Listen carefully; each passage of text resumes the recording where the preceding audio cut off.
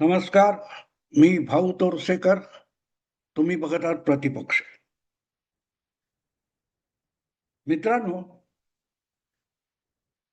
अति आत्मविश्वास असतो ना, तो माणसाला कधी धुळीस मिळवतोय त्याला कळत नाही. आणि म्हणूनच अतिशय सावधपणे जेव्हा पावलं टाकली जातात,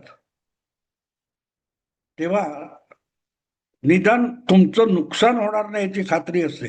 फायदा होईल ना होईल. मला आज एक प्रसंग आठवतो. 8-10 महिन्यापूर्वीचा असेल कधीतरी, जेव्हा उपमुख्यमंत्री अजितदादा हयात होते आणि कुठच्या तरी एका कार्यक्रमातून ते निघाले किंवा आले असं काहीतरी होतं आणि पत्रकारांनी अजितदादांना घेरलं होतं आणि नेहमीप्रमाणे फडतूस काहीतरी प्रश्न विचारून अजितदादांना कोंडीत पकडण्याचा शहाणपणा काही पत्रकार करत होते. एक प्रश्न असा विचारला गेला की कुणातरी व्यक्तीच्या, कदाचित तो व्यक्ती राष्ट्रवादी अजितदादा गटांचा कार्यकर्ता असेल, नेता असेल, माहित नाही, पण त्या व्यक्तीच्या बैलाचा किंवा म्हशीचा दुसरा वाढदिवस होता की तिसरा वाढदिवस होता आणि त्या वाढदिवसासाठी जो काय कार्यक्रम आयोजित केला होता त्या कार्यक्रमामध्ये नर्तिका गौतमी पाटील यांना बोलवून तिथे नाचाचा कार्यक्रम ठेवला होता, नृत्याचा. असा प्रश्न विचारला तर त्यावर काय बोलायचं हे अजितदादांना कळलं नाही. पण अजितदादा अत्यंत फटकळ होते आणि आडपडदा न ठेवता ते समोरच्याची वेळ आली तर पूर्ण हजामत करून टाकायचे. आणि त्यामुळेच हा प्रश्न विचारल्यावर अजितदादाने उलट विचारलं, मग काय? नाही नाही, त्यांनी म्हशीच्या किंवा बैलाच्या वाढदिवसासाठी गौतमी पाटीलचा नाच ठेवला. अजितदादांनी त्या पत्रकाराला असं झापलं, वाढदिवस त्याचा, त्याच्या बैलाचा, नाचणारी गौतमी पाटील, तुझ्या पोटात का दुखतं रे? असा उलटा प्रश्न अजितदादांनी त्या पत्रकाराला करून त्याची बोलती बंद केली होती. म्हणजे राज्याच्या उपमुख्यमंत्र्याला कसला प्रश्न विचारावा, काय प्रश्न विचारावा, कशासाठी विचारावा याचं सुद्धा भान नसलेले पत्रकार आज इतके बोकाळलेले आहेत की त्यांना तिथल्या तिथे जोड्याने मारणं अगत्याचं असतं. आणि ते काम करण्यात भले एकनाथ शिंदे किंवा देवेंद्र फडणवीस टोकडे पडत असतील, पण अजितदादा या बाबतीत एक पाऊल मागे यायचे नाहीत. त्यामुळे तिथल्या तिथे त्यांनी त्या पत्रकाराला फटकारलं होतं, तुझ्या पोटात काय दुखतं? बैल त्याचा, तो पैसे देतोय, गौतमी नाचते, तुझ्या पोटात का दुखतं? आणि हे योग्य होतं, योग्य होतं. ह्याचं कारण जगात कुठेही काहीतरी झालं, अमेरिकेत भूकंप झाला, अजितदादा तुम्हाला काय वाटतं? इराणने काहीतरी दुबईवर क्षेपणास्त्र सोडलं, तुम्हाला काय वाटतं? अरे महाराष्ट्राच्या मंत्र्याला, आमदाराला किंवा एखाद्या पक्षाच्या प्रवक्त्याला असला प्रश्न विचारणं हाच मुळात निर्बुद्धपणाचा पुरावा असतो. पण ते विचारणं म्हणजे पत्रकारिता आहे.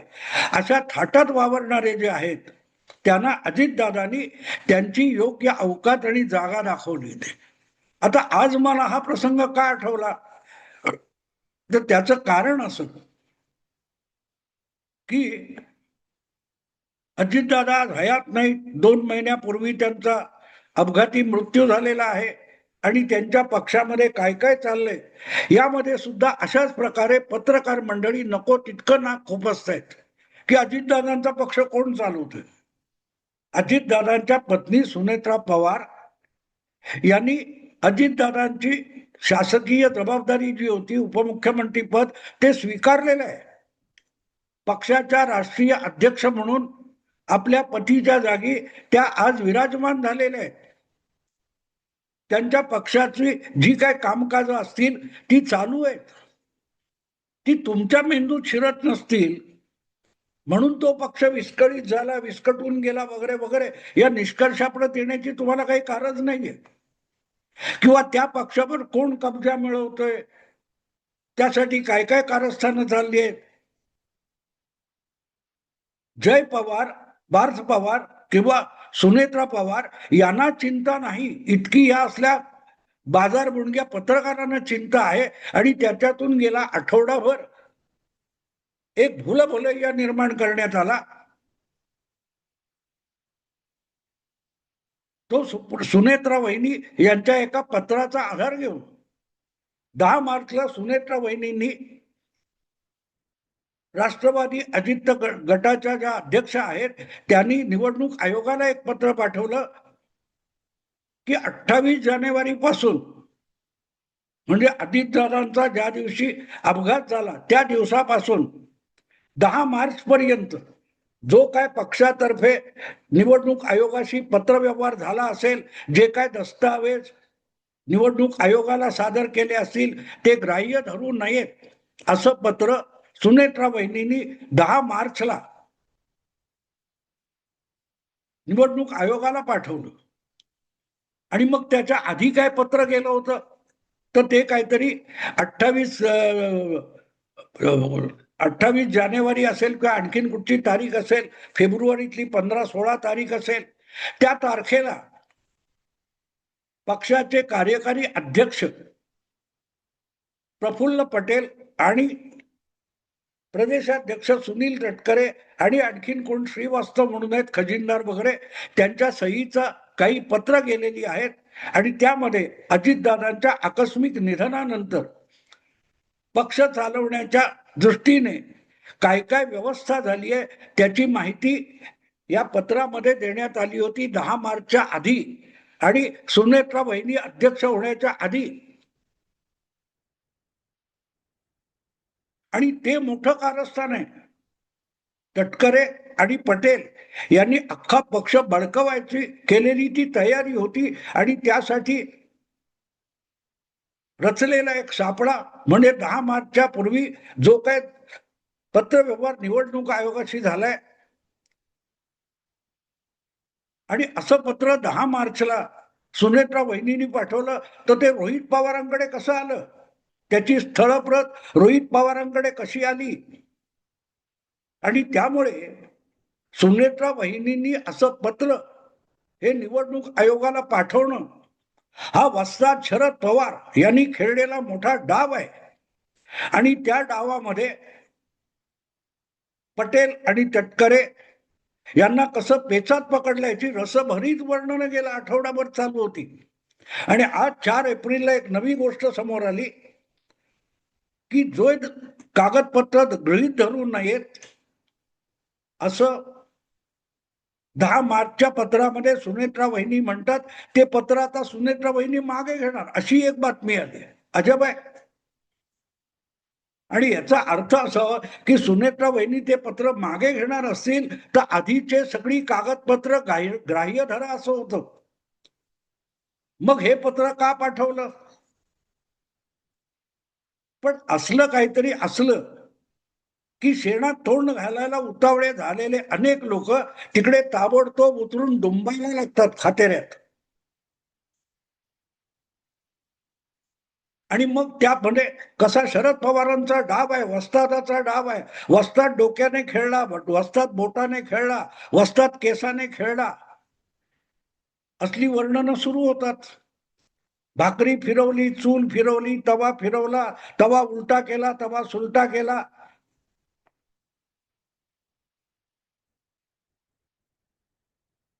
मी परत परत सांगतोय, सुनेत्रा वहिनीला हलक्यात घेऊ नका.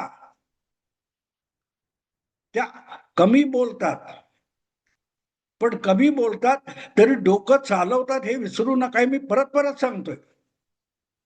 आणि मग त्याच्यावर फोडणी द्यायला काल परवा अचानक सुनेत्रा वहिनी दिल्लीला गेल्या.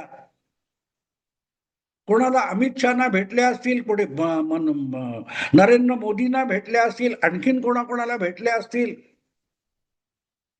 हे सगळं असलं तरी त्यांच्याबरोबर तटकरे आणि प्रफुल्ल पटेल नव्हते.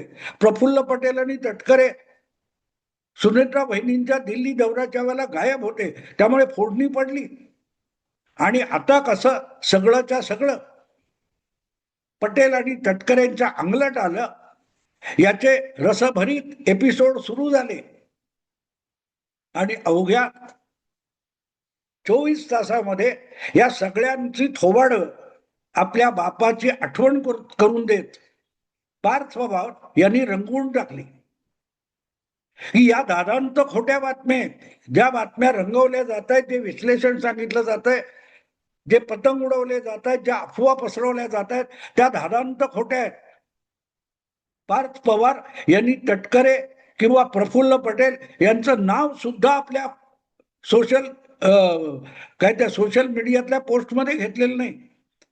पण पक्षाच्या ज्येष्ठ नेत्यांचं मार्गदर्शन सातत्याने पक्षाला आणि आम्हाला होतंय आणि त्यांच्याविषयी उडवल्या जाणाऱ्या वावड्या या दादांत खोट्या आहेत असा खुलासा सोशल मीडियामध्ये पार्थ पवार यांनी केला. तेव्हा सगळ्या मीडियाला असल्या बातम्या रंगवणाऱ्यांना खोटारडे पाडून पार्थ पवार यांनी आपण अजितदादांच्या सारखेच फटकळ आहोत, वेळ आली तर थोबाड फोडायला मागे पुढे बघणार नाही याची साक्ष दिली. गंमत अशी की ज्या बातम्या रंगवल्या गेल्या की सुनेत्रा वहिनींच्या दिल्ली दौऱ्यापासून प्रफुल्ल पटेल दूर होते, त्यांच्या जवळपास दिसले नाहीत, तटकरे गायब होते.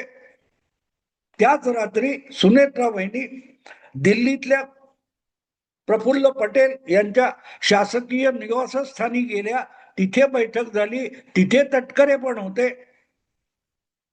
आणि त्यानंतर पार्थ पवार यांनी ही फटकेबाजी केली आणि तुझ्या पोटात का रे दुखतं असं जे पिता म्हणाला होता एका पत्रकाराला, तसं एक प्रकारे पार्थ पवार यांनी सोशल मीडियातून सगळ्या मेनस्ट्रीम मीडियाला थोबाडून काढत म्हटलं, तुमच्या पोटात का रे दुखतं, आम्ही कोणाबरोबर असतो आणि कोणाबरोबर नसतो, तुमच्या पोटात का दुखतं असा सवाल अजितदादांनी विचारला होता. आणि तोच प्रश्न सोशल मीडियातून त्यांच्या थोरल्या पुत्राने विचारलाय. आणि लक्षात घ्या, सुनेत्रा वहिनी या प्रफुल्ल पटेल यांच्या घरी गेल्यानंतर आलेली ही पोस्ट आहे. आणि त्यानंतर 24-30 तासामध्ये आता नवीन बातमी की सुप्रिया ताई सुनेत्रा वहिनी आपलं 10 मार्चचं पत्र परत घेणार आहेत. आता प्रश्न असा येतो की हे पत्र सुनेत्रा वहिनींनी मुळात लिहिलं का? लिहिलं असेल तर कोणाच्या सल्ल्यावरून लिहिलं? ज्या पत्रामुळे प्रफुल्ल पटेल आणि सुनील तटकरे यांना आरोपीच्या पिंजऱ्यात उभं करण्याचा मोकाट रान मराठी मीडियाला मिळालं, ते पत्र मुळात सुनेत्रा वहिनींनी लिहिलंय का? ते पत्र कोणी लिहिलंय? त्याच्यावरची सुनेत्रा वहिनींची सही तरी खरी आहे का? की जो मुळात विलिनीकरण म्हणून 28 जानेवारी पासून तमाशा चालला होता, त्या तमाशाचा हा पुढचा एपिसोड आहे. अजितदादांच्या पक्षामध्ये, सुनेत्रा वहिनींच्या पक्षामध्ये आणि त्यांच्या निकटवर्ती असलेल्या विश्वासू सहकार्यांमध्ये संशय कल्लोळ निर्माण करण्यासाठी असं काही पत्र लिहिलं गेलं का? किंवा सुनेत्रा वहिनींना वगैरे पार्थ पवार यांना लिहायला भाग पाडलं गेलं का? कारण कालपर्यंत यामागे वस्तादाचा डाव आहे असं सांगितलं जात होतं. याचा अर्थ असं पत्र तातडीने निवडणूक आयोगाला लिहावं यासाठी दबावाखाली सुनेत्रा वहिनींना ते पत्र लिहायला आणि पाठवायला भाग पाडलं गेलं होतं का? आणि तो दबाव आणणारे कोण होते? जर विलिनीकरणवाद्यांकडून असं पत्र लिहिण्यासाठी दबाव आणला गेला असेल तर त्याची स्थळप्रत जी माध्यमांना रोहित पवारांनी पुरवली, ती रोहित पवारांकडे कुठून आली याचं उत्तर मिळू शकतं. कारण रोहित पवार पहिल्या दिवसापासून जवळजवळ 30-31 जानेवारी पासून तटकरे आणि प्रफुल्ल पटेल यांना आरोपी आणि खलनायक बनवण्यासाठी अखंड मेहनत घेत आहेत. आणि त्या मेहनतीमध्ये हा एक मोठा कागदोपत्री पुरावा ठरवला गेला की आधीची सगळे दस्तावेज, कागदपत्र आणि पत्रव्यवहार निवडणूक आयोगाने ग्राह्य धरू नये, रद्द समजावा. पण मग गंमत अशी आली की त्या व्यवहारानुसार राज्यसभा निवडणूक पार पडली आहे आणि राज्यसभा निवडणुकीमध्ये अजितदादांचा थोरला पुत्र, सुनेत्रा वहिनींचा थोरला पुत्र, लाडका पुत्र पार्थ पवार हा राज्यसभेवर निवडून गेलेला आहे. राज्यसभेवर पार्थ पवार याच्या उमेदवारीसाठी जो निवडणूक आयोगाकडे अर्ज सादर केला गेला, त्या अर्जावर कार्यकारी अध्यक्ष म्हणून प्रफुल्ल पटेल यांची सही आहे. त्यामुळे प्रफुल्ल पटेल किंवा त्यांचा जे काय आधीचा कागदोपत्री व्यवहार निवडणूक आयोगाशी झालेला आहे तो रद्द ठरवायचा असेल तर त्यामध्ये पार्थ पवार यांना एबी फॉर्म किंवा पक्षाची उमेदवारी देणारा, अधिकृत उमेदवार ठरवणारा जो दस्तावेज असेल तो सुद्धा 10 मार्च पूर्वीचा आहे आणि म्हणूनच पार्थ पवार यांची राज्यसभेवरची निवड सुद्धा रद्द होऊ शकते. त्यामुळे तो जो मोठा डाव ठरवला होता तो त्यांच्यासाठी पेच ठरला ज्यांनी तो डाव बनवला. पण सुनेत्रा वहिनी सुद्धा तुम्हाला वाटतात तितक्या बावळट नाहीयेत. राजकारणासाठी त्या नव्या असतील पण अनुभवाने त्यांना अनेक खाचाखोचा माहिती आहेत आणि म्हणूनच त्या दिवशी दिल्ली दौऱ्यामध्ये दिवसा कोणाला भेटायचं तर भेटल्यानंतर प्रफुल्ल पटेल आणि सुनील तटकरे हे आपल्या सोबत नव्हते, पण जे काय माध्यमातून त्यांच्यावर चिखलफेक करण्यात आली ती साफ करण्यासाठी सुनेत्रा वहिनी स्वतः पटेलांच्या घरी गेल्या आणि रात्री पार्थ पवार यांच्याकडून सोशल मीडियामध्ये खुलासा करण्यात आला. एक प्रकारे मीडियाचं थोबाड फोडण्यात आलं की तुम्ही तुमच्या पोटात का दुखतंय, आमच्या पक्षात आम्ही काय करायचं ते करू, आमचा पक्ष आम्ही चालू, मीडियाने किंवा इतरांनी कोणी यात डोकवण्याची गरज नाही. पण यासाठी पित्याच्या पुत्राला म्हणजे अजितदादांचा पुत्र पार्थ पवार याला पुढे करून सुनेत्रा वहिनींनी फार मोठा मास्टर स्ट्रोक केलेला आहे की पक्षात कुठलंही स्थान आत्ता नसलं तर यापुढे पित्याचा वारसा तितक्याच फटकळपणे पार्थ पवार पुढे चालवतील हे सुनेत्रा वहिनींनी एक प्रकारे या विषयात सूचित केलं. करेक्ट कार्यक्रम मीडियाचा झाला, करेक्ट कार्यक्रम रोहित पवार किंवा तत्सम विलिनीकरणवाद्यांचा झाला आणि म्हणून सुनेत्रा वहिनींनी ही जी काही खेळी केली की दिल्ली भेटीमध्ये प्रफुल्ल पटेल वगैरेंना दूर ठेवलं आणि स्वतःच्या एकट्या अनेकांना भेटल्या महत्वाच्या व्यक्तींना आणि रात्री प्रफुल्ल पटेल यांच्या घरी गेल्या, याचा अर्थ माध्यमांना वावड्या उडवायला सुद्धा कच्चा माल सुनेत्रा वहिनींनी पुरवला. ज्या मीडियाला नंतर तोंडगशी पाडायचं होतं त्यांना आधी सुनेत्रा वहिनींनी अलगद त्या अफवा पसरवण्याच्या सापळ्यात ओढलं आणि नंतर आपल्या पुत्राकडून सगळ्या मीडियाला थोबाडून घेतलं.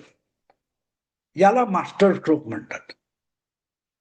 आपल्याला फार मोठं काहीतरी मिळालंय म्हणून नाचणारे जे पत्रकार होते त्या सगळ्यांना एकही शब्द न बोलता सुनेत्रा वहिनींनी आणि शेलके शब्द आणि सोशल मीडिया वापरून पार्थ पवारांनी खोबाडून काढलं, तोंडगशी वाढलं. असो मित्रांनो, आजकाल मास्टर स्ट्रोक शब्द हा इतका पोकळ आणि निरर्थक झालाय की सुनेत्रा वहिनींच्या या अप्रतिम डावाला, खेळीला मास्टर स्ट्रोक म्हणावे की नाही ही सुद्धा माझ्या मनात शंका आहे, पण मी वापरलाय.